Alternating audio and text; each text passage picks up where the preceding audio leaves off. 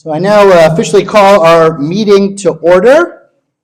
We are going to begin with the election of our four new vestry members. Just briefly, the vestry, as a reminder to you, the vestry is the governing board, actually the legal governing board of our parish. The vestry has 12 members from our congregation who serve a 3-year term. And the vestry works with me and with the staff to kind of discern our vision, our ministries, our activities, and to oversee the stewardship of our grounds and our various resources to support that mission and those ministries. So they play a critical collaborative role with the staff and the leadership of the church. Do we have our outgoing vestry members? I see some of them here. Maybe you want to stand up. No? All right. Oh, all right. Well, they're not willing to stand up, but I want to thank Elizabeth and Stuart and Pam. Who else is going off? Do we have Kai? And Kai over here. So thank you for serving for the last 3 years. And in fact, Pam and Kai have been your wardens, senior warden and junior warden, which form a kind of executive committee with me and help develop the agenda for our vestry meetings. And they also advise me on all matters related to the church. So thank you both for that. Yes, let's give them a round of applause, please.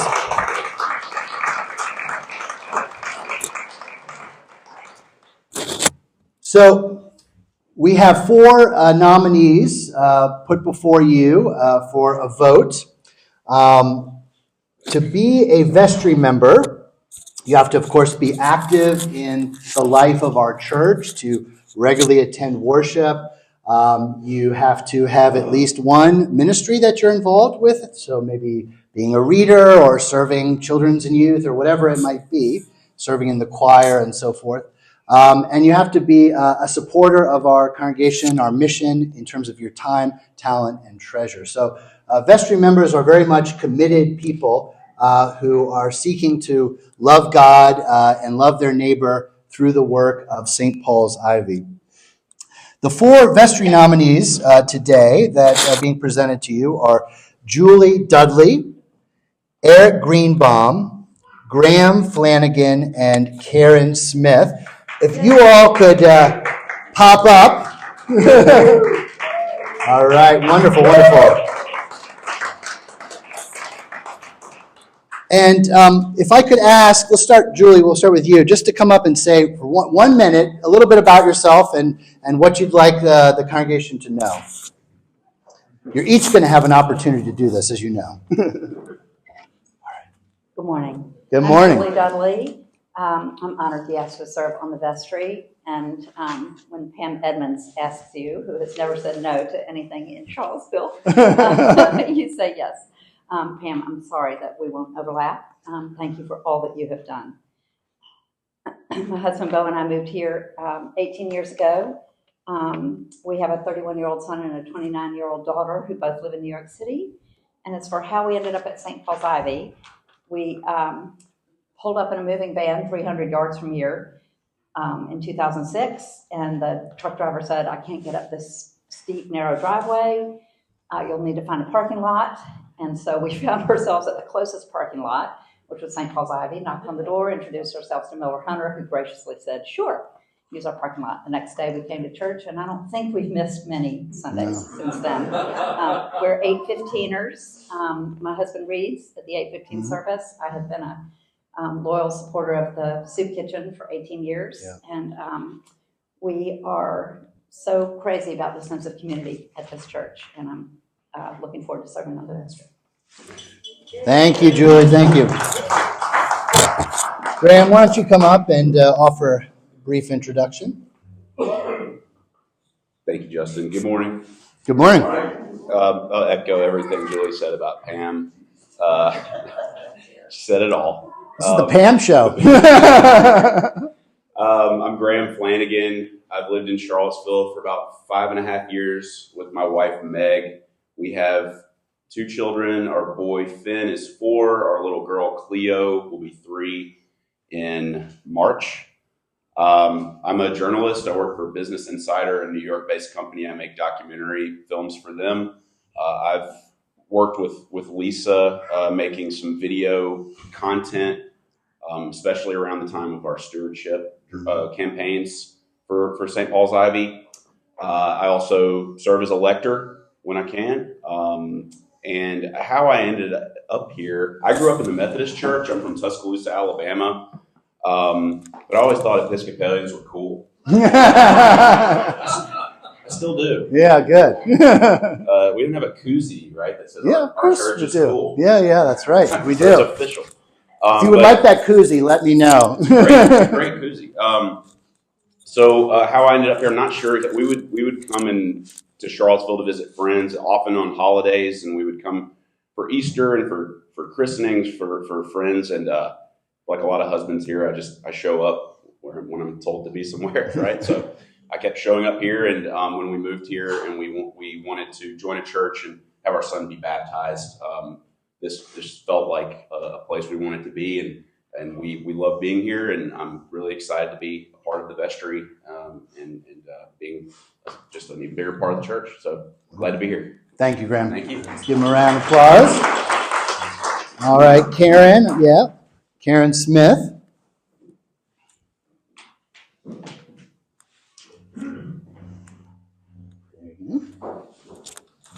Good morning. Good morning. I'm Karen Smith, for those who don't know me, and we have been members here since 1998. We moved from Northern Virginia. We have 3 children, and they came up here basically at St. Paul's.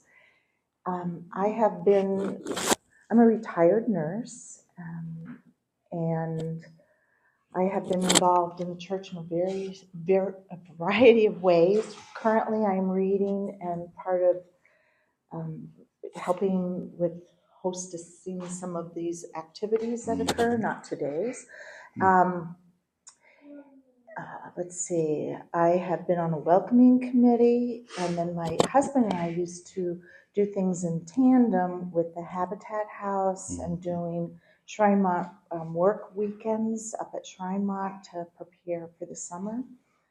I taught a little bit of Sunday school as a substitute. I leave teaching for others. Let's see.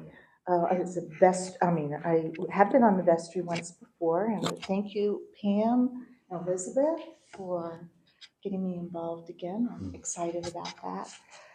Let's see. I was a verger for a while. Anyway, I love this church. I've seen it through thick and thin, and hope to continue to do that until I end up out there. A long time from now.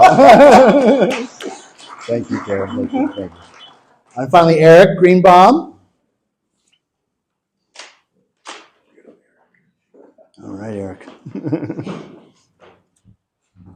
Good morning, everybody. Good morning. So, save me for last. That's sort of scary.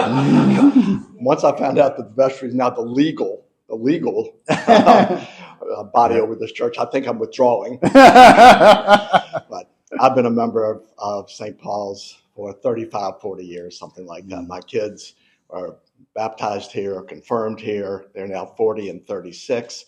I was baptized here and confirmed here at probably age 30 or something.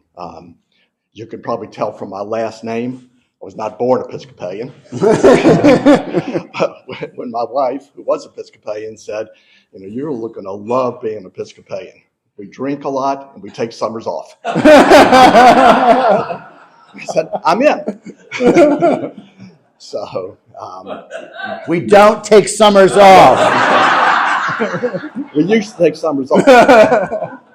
But over the years, it's this church, when we first joined, was just a small little country church. Where we sit right now was not here. Some of y'all may remember that. It's been so much fun to watch the church wax and wane over the years, and the transformation of the church. All the new young folks that are here. It's really it's a pleasure, and it's a testament to our leadership, both on our clergy as well as our vestry, that we have been able to do so well in this regard. In terms of what I've done with the church over the years, let's see, I taught Sunday school, second grade, high school, junior, middle school. Jeez, I was years ago when I was younger. I currently am an usher. I currently read. I participate in the community lunch run by Bill Achenbach. I know, Carolyn, I'm not going to leave it out. and I shop for the food pantry, I believe is what we call it. Yeah. But my most important and most meaningful involvement with the church is through Carpenter's Kids and our trips to Tanzania. I think I've been 5-6 times. It sort of all runs together, but it's the most wonderful experience. I encourage all of you to somehow get involved with our international mission to Tanzania. And if there's any way in the world you can come, we would love to have you join us on a trip over there. So, spoke way too long. Oh, that's right. All right, thank y'all. Thank you. And Eric, you may not know, but there was an article in the Crozet Gazette this week too about our ministry in Tanzania. So I know I've been plugging the Crozet Gazette so much over the last couple of weeks. But anyway, yes, check it out. And there's a great article about Eric's involvement and Carolyn's and others over the years in our longstanding ministry with them. Are there any nominees for the vestry from the floor? All right. Hearing none, I'm going to move that we elect our 4 vestry members, Julie Dudley, Graham Flanagan, Eric Greenbaum, and Karen Smith by a vote of affirmation. Is there a second to that motion? Second. All right. All in favor say aye. Aye. Any contrary minds? All right. Great. All right. Well, we are going to go ahead then and elect our 4 vestry members by affirmation. So I'm putting forward a motion to elect Julie, Graham, Eric, and Karen to serve a 3-year term on our vestry. Is there a second to that? Second, all right. All in favor of electing these wonderful people, say aye. Aye. Any contrary minds? All right, good. Well, congratulations. All right.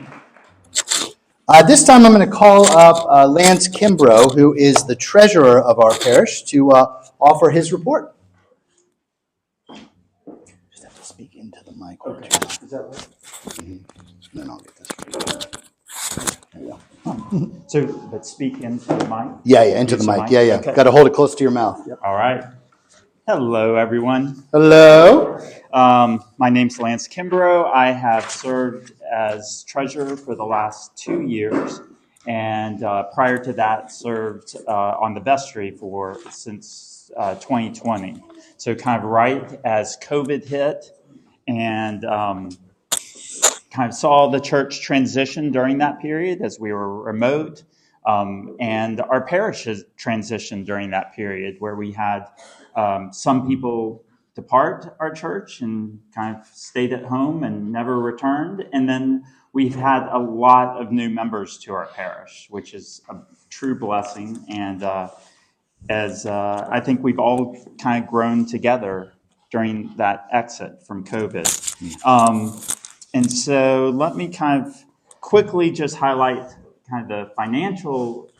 We included that 4-year time period kind of to give a sense of the trough of the church, maybe in a way financially was kind of 2020 and 2021, and exiting that. And as you'll see, kind of revenue, we have grown each year. 2024 represents actually a peak in revenue from all the period of time that I've kind of looked back, which is at least kind of 15 years. So we have, a lot to celebrate in that. And during that time, we've also kind of focused on areas that we think will help grow the church, or that parishioners have described as areas of importance.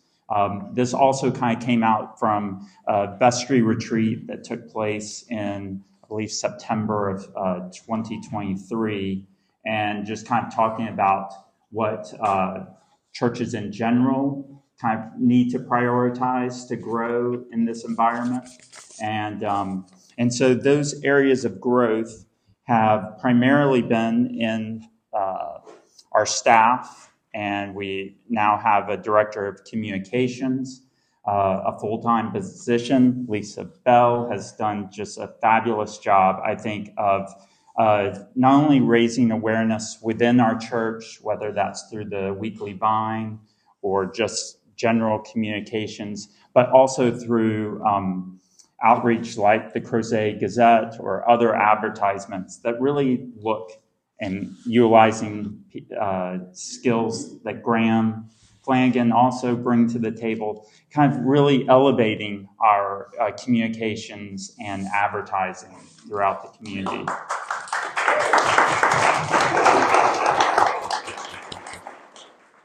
Other areas that we've tried to prioritize are music. And as of this year, we have a full-time director of music. And I think he has jumped in full bore and increased the number of people within our choir. And so we've devoted more resources, financial resources in that area. And I know a lot of you attended the Evensong service in December, but it was, I thought, the most powerful music presentation I've witnessed while here at St. Paul's. And I would highly encourage anyone else. I think we're going to have more of those types of programs in 2025. I really highly recommend anyone take advantage of it because it was a really moving presentation. So Gabe Simerson is our new director of music. And again, I think when you look over just the numbers, it's really important to highlight that this growth has occurred because of the tremendous efforts of our clergy and staff to integrate people into our parish, to reach out to people, to connect, to have really vibrant services on Sunday, and then to make the parish and the campus more accessible to people throughout the week. We have a lot of programs, and this facility is being utilized every day of the week now, which wasn't as common, I think, when Father Justin first arrived. And that just brings people together and makes us more accessible and improves the parish and the size of our parish. One other thing that was really important that we introduced in 2023 was the St. Paul's Ivy Preschool. And so that has also, we've seen new parishioners come from being introduced to our campus during that period of time. So we're now in our second year of having the preschool. And then two other big things that occurred in 2024 were in the summer and fall, we introduced and transitioned our church management system, and that required a lot of efforts that Mother Amanda headed up. And we are going to kind of truly unveil that to the parish here in early 2025. But that just involved migrating all of our membership data into that new system, as well as our donation data. And that will be something that soon all of you will have access to be able to look at on an app, your address, your family information, as well as your giving information, just to keep track of that.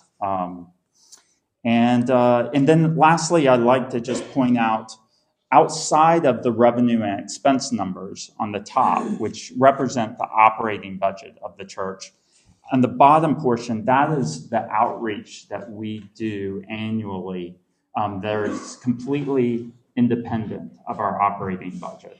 And you'll see that ranges over the last 4 years between $66,000 and $84,000 of outreach. And those monies come from the Booger Wheat Fund, as well as we have a cell tower on our campus that we derive revenue from that's totally devoted to outreach. We are touching a lot of people, both near and far. And I think that was one thing I kind of end on is the accountant in me sometimes kind of just focuses on numbers. But there was one thing that Bill Achenbach shared about a year and a half ago at the vestry retreat, which is when we are giving, this is much more than just a financial gift. It is a connection that we're making with God and with our community here at St. Paul's Ivy.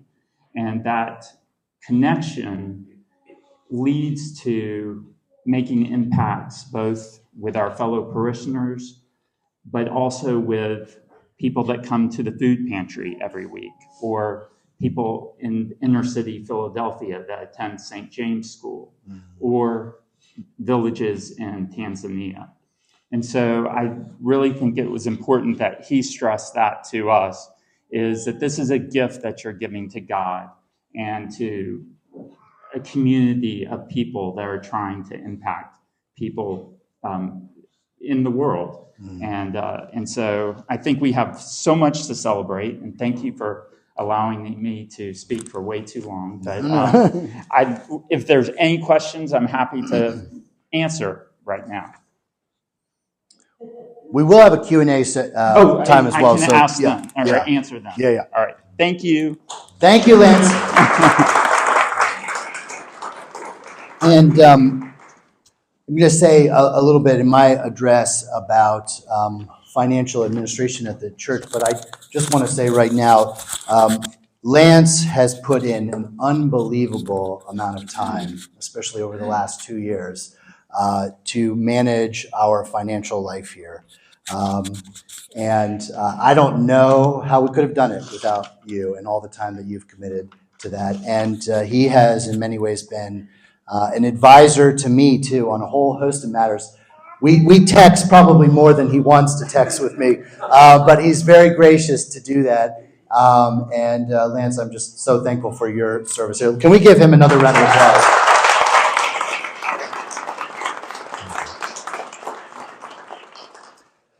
I'd like to call up now Pamela Edmonds, our senior warden.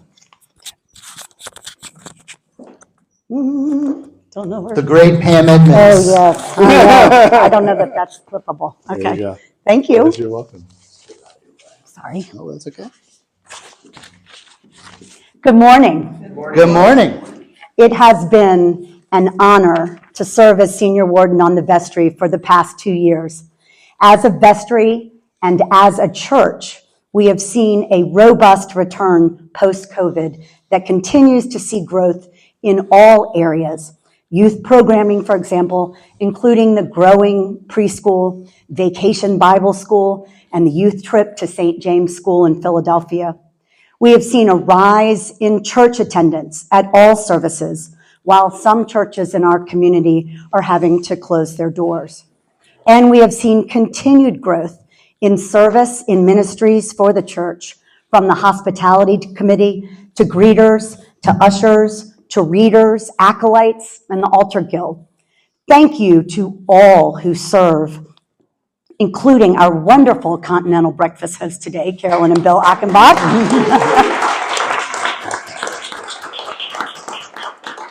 We could always use more, so please join us in our ministry work. We continue to work to make sure our campus is maintained and the budget is met. We have discussed cemetery restoration and upkeep and welcomed a new music director.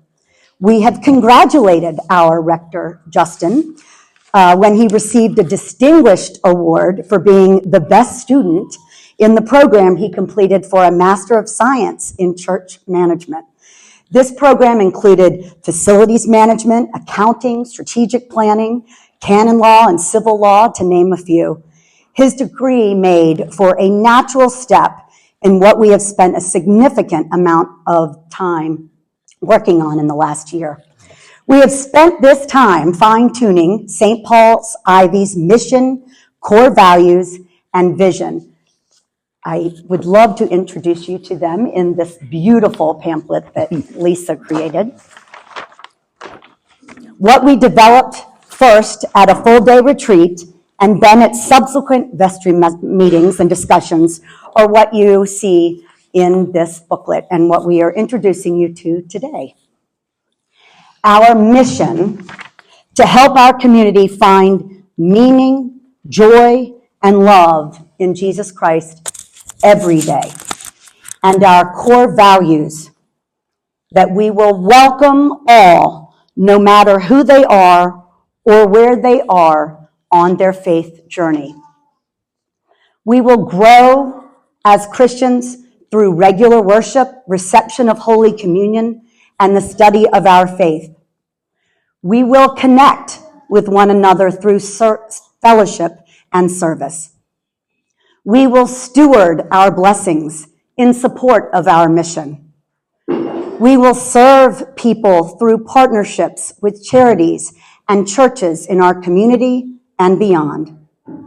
And we will share the good news of Jesus Christ in our daily lives.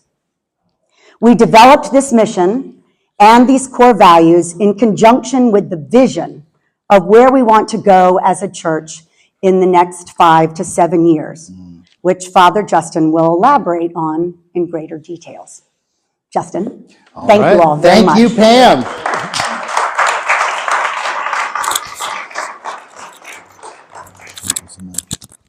Thank you. Sorry, you don't need that. No, I don't know. Pam has been a great resource and support for me over these last couple of years. And in fact, she served as the senior warden for 2 years, which is an extra long time in that role. So let's give her another round of applause for her service.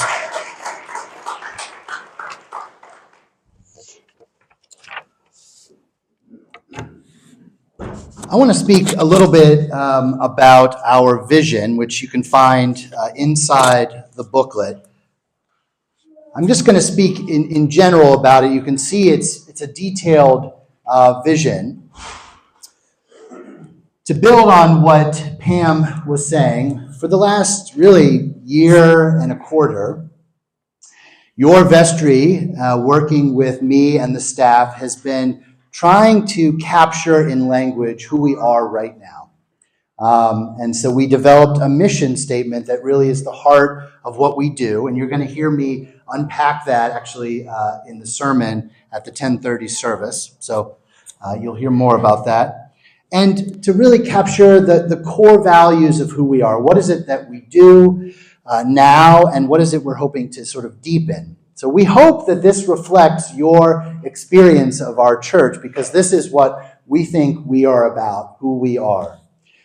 So how do we live into this mission and these core values more deeply? That's what you will find in our vision statement here. At the heart of where we are right now and where we'd like to go is our Sunday experience.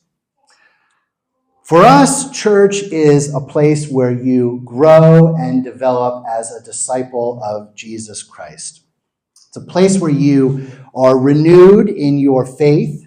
You're reminded of who you are in Jesus Christ, a beloved son and daughter of God. And you are given a sense of direction and focus for your life. In many ways, the church is a voice that is competing with a lot of other voices out in our world. Am I right? And so we play a critical role and a critical mission in this.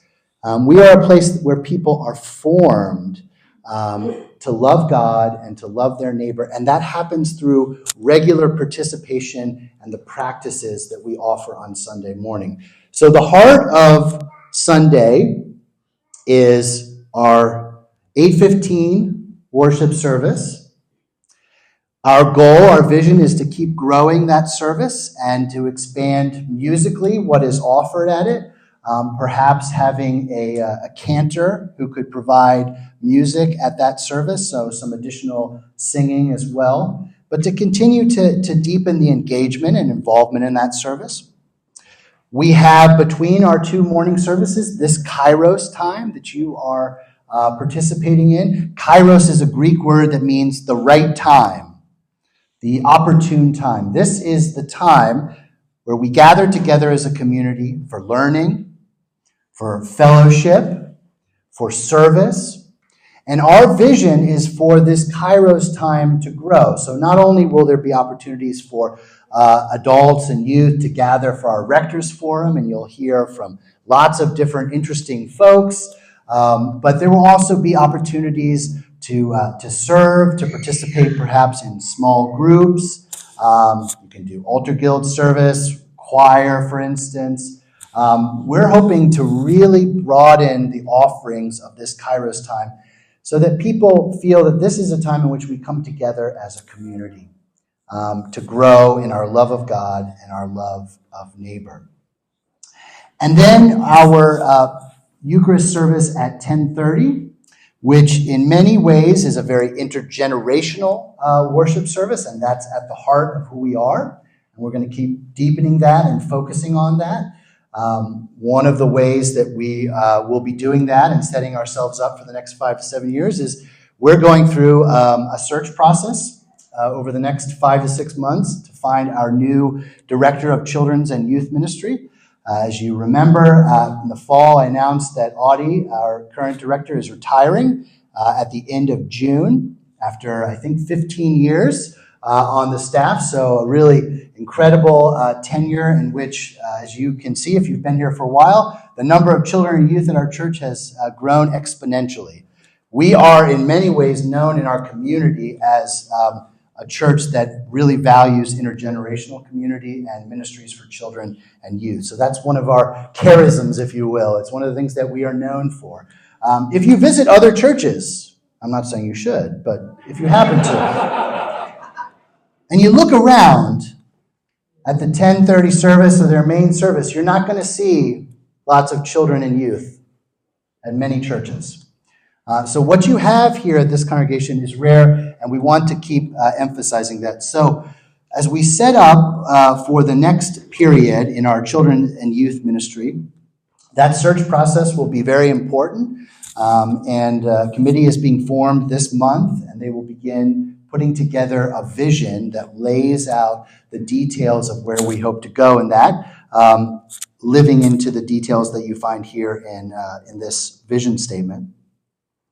And related to children's and youth ministry is to broaden our offerings for children and youth when it comes to music. And this is why we have invested in bringing on a director of music ministries full-time, as Lance said.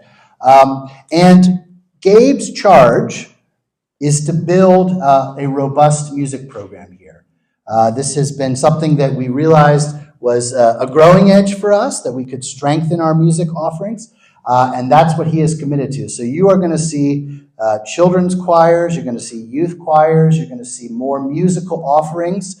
As you can see in the vision statement here, we want to be a church that is offering concerts and musical events for the community. So yes, you will see more of those evensong services. We have one coming up in Lent, date to be determined. But Gabe is very excited about that and has the energy and enthusiasm and really the entrepreneurial spirit, which is what had really struck me, to build something, right? To look for new opportunities, to face the challenges head on. So we're very excited about that and already seeing signs of renewal and growth in our music program.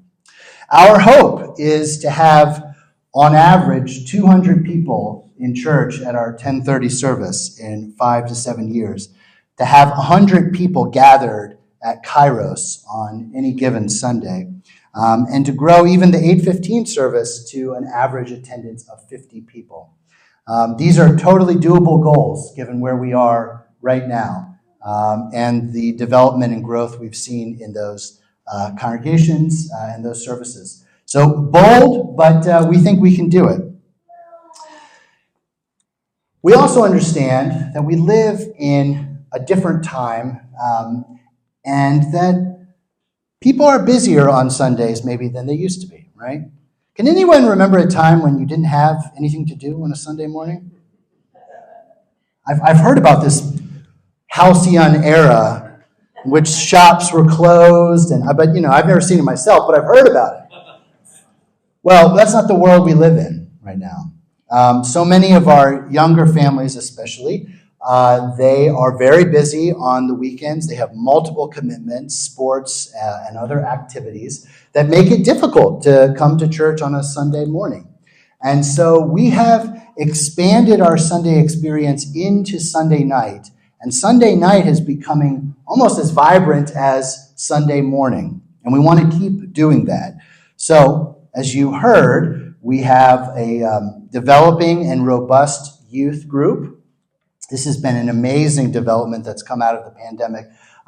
Really, to my surprise, how it's all developed. But I'm so thankful to God for that and for Audie's leadership. We have youth that gather every Sunday here at 5 o'clock, and it's a strong, large group of youth. At 5:30, we offer a contemplative evening prayer service with our Celtic ensemble. We call them the Ivy Consort. Amazing music, beautiful violin, dulcimer, harp, different kind of musical experience than what you get on Sunday morning, but very contemplative and beautiful. And parents can drop their kids off at the youth group and then come to this service. Of course, parents are welcome, but all people are welcome at this service. And I know for some folks, this is their principal service every week. Lee, this is, I think, your main service.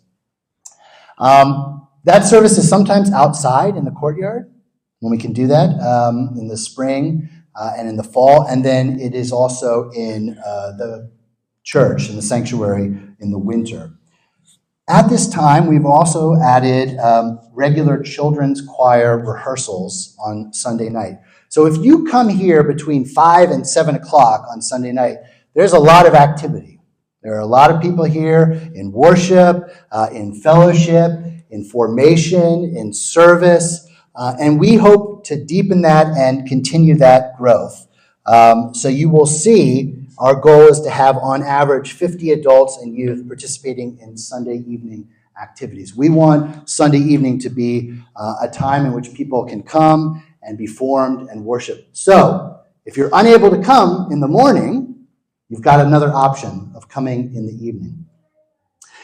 And lastly, we seek to do formation and worship in the middle of the week too, because we know that it's can be challenging for people to come even on the weekend. So I want to encourage you to check out as well our healing service, which we offer every Wednesday at 10 o'clock, followed by a Bible study. For those who participate in that, you know that that is a really great community of people that come together and form connections. So even if you're unable to come on Sunday morning, you can come on Wednesday. And there are people for whom that is their service every week, the Wednesday healing service. So what I want you to see here is that we have built an infrastructure of 4 different kinds of worship experiences at different times. There are lots of ways for people to get connected to our community, integrated into our community. And we hope to deepen and grow all of those areas. Lastly, I want to mention our partnerships that have been alluded to. So we have partnerships locally, nationally, and internationally. We have developed a system for supporting these partnerships through our Booker Wheat Fund. And we can answer more questions about that if you have. But our goal is to double our contributions to these organizations, to double the amount of financial support, but also to increase the amount of engagement as volunteers, because these mission partnerships really are mutual growth experiences. As Eric will tell you, you go to Tanzania, that's a transformative experience, not just for the people in Tanzania, but for the missioners there. Same with the St. James School. And we are really focused now on trying to isolate a 1 or 2 mission partners locally where we can have that kind of deep relationship. And that's a work in progress.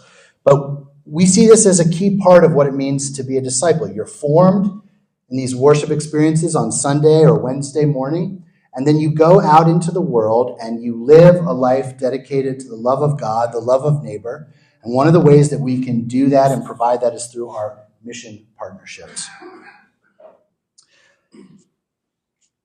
Lastly, you'll see that to get here will require continued growth in our budget.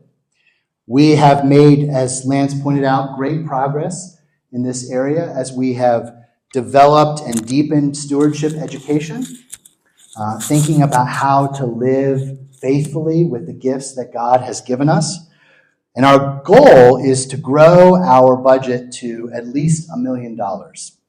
We're getting very close. As you can see here, our revenue for this past year was nearly $930,000. So we're getting very close. But to fully fund our operations and our ministries, we need to get a little bit higher, but we've made great progress over the years, as I said, to get there.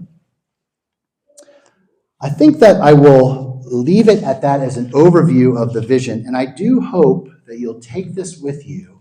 It has some concrete information in it about what we're hoping to see, and I hope that you'll notice in the vision that it's not a radical departure from who we are. The point of the vision was to build on what we see as our strengths and our successes in recent years, but to build on that and to go deeper in these various worship services and activities.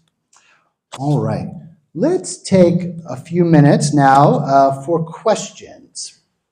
And Pam can ask questions or answer questions and Lance too. Yes. Yes, please. Mm-hmm. Can you speak more about the relief fund and then about local organizations? Sure, yes. How was it made? Yes, good. So the Booker Wheat Fund is an investment fund that we have that we use to support our mission partners, the current ones that we have.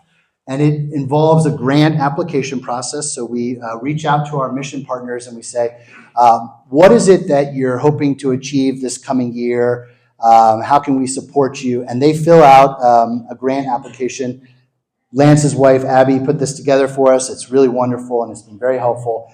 And then the Booker Wheat Committee follows these, following their charter, looks at these grant applications and makes determinations about the levels of support for the different ministries. So that's how the Booker Wheat Fund works. And as Lance pointed out, we receive funding for it through a tower, and a cell tower that we have in our church steeple, and also the natural growth in the investment fund. At the local level, we're beginning this conversation with the Booker Wheat group, but it will ultimately be something that the vestry will discuss and discern together with hopefully your input and your thoughts and reflections. We love to hear about different local ministries that are already at work, local charities that you think are making a difference in changing lives. And if there is a group that you think is particularly noteworthy that we should hear about, I would say bring that to me or to the vestry members. Yes? With the growth numbers that you were projecting, what are the current averages for the 9:15 and 30? Oh, good, yes.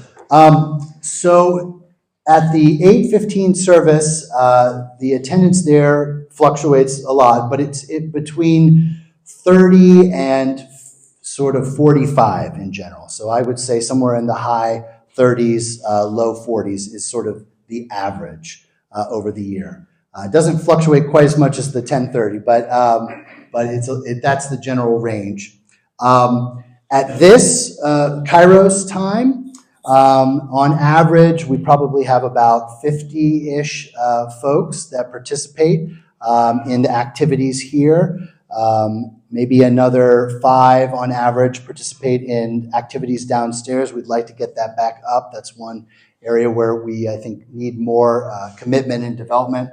So the number of having 100 people there is going to take some work. That's an area to develop. But, hey, this is a good turnout today. I don't know what this exact number is, but, and then on average at the 10:30 service, the average there, as I said, the number fluctuates a lot, but is probably somewhere around 130, 140 at this point. There is definitely room for growth, although when you get up towards 200, it's starting to get pretty tight in there. So that may pose some challenges for us as well. And then for the Sunday evening stuff, that evening service has around, on average, 12 to 15 people. So that's a service we definitely want to keep growing. And there are about, on average, 20 youth that participate in the youth group during that time. Those are general numbers. Oh, and then the healing service is about 12 to 15 as well on Wednesday. What other questions do you all have? Anything for Lance or Pam? Yes.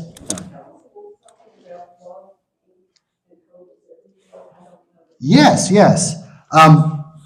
So Love Inc. is a very small operation that gathers information about people in need in our community.